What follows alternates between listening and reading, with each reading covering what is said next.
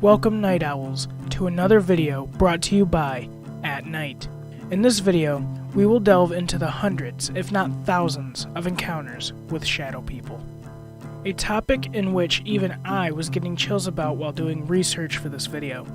And not just because the idea of otherworldly beings could be watching us from the corner of our rooms, but because this is the first video in which I can personally say that I have had experiences with.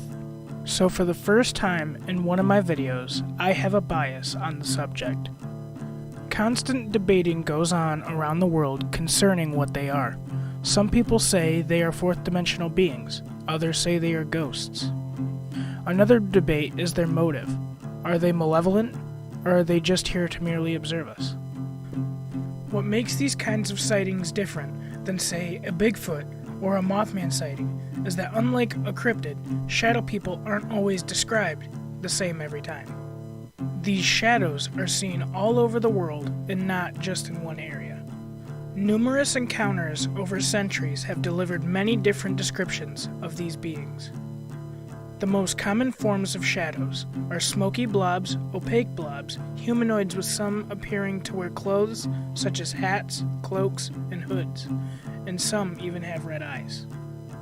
Most witnesses see them out of the corner of their eyes and disappear as soon as you look directly at them, though there are special cases in which the apparitions linger for a good amount of time.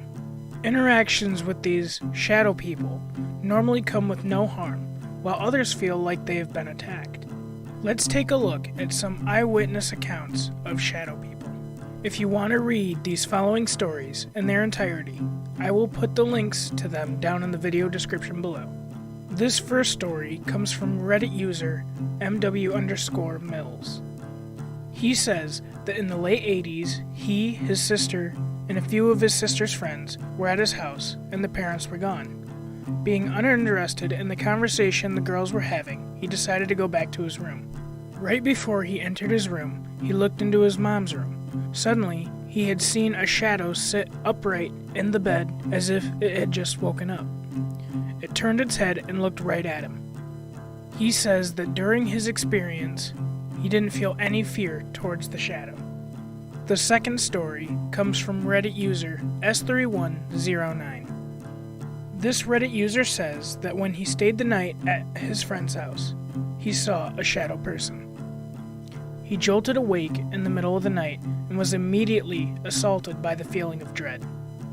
He heard the sound of his friend's cats clawing at the door outside the bedroom. In the corner of the room next to the bedroom door was a pitch-black shadow person. He tried to close his eyes to see if the shadow would go away, but when he opened his eyes, the shadow had moved to the front of the bed. A second attempt at closing his eyes, then opening them again, resulted in the figure being right on top of him. At that moment, the cats had gotten into the room and chased the figure out of the window. The difference in tone and feeling between these two stories shows just how shadow people can be so different from one another.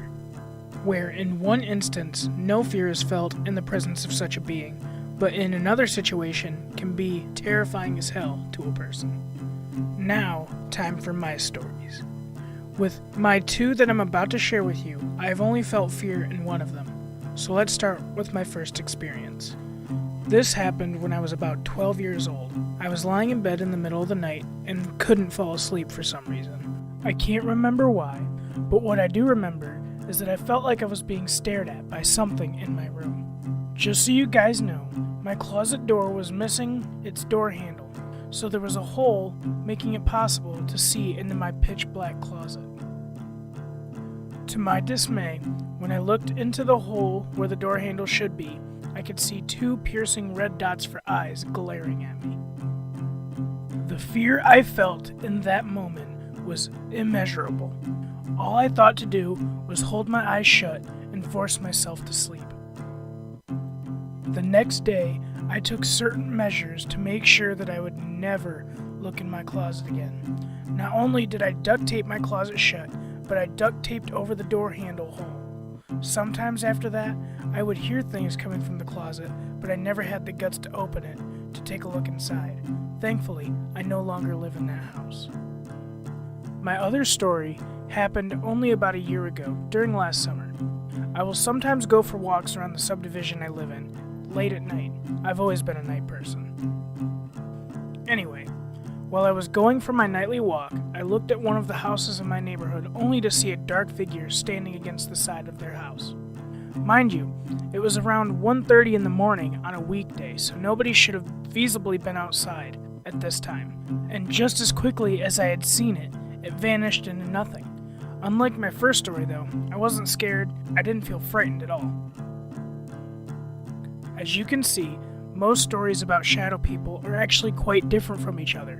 Whether it's a terrifying encounter with something as scary as a living shadow, or a more curious and peaceful interaction, it varies from person to person.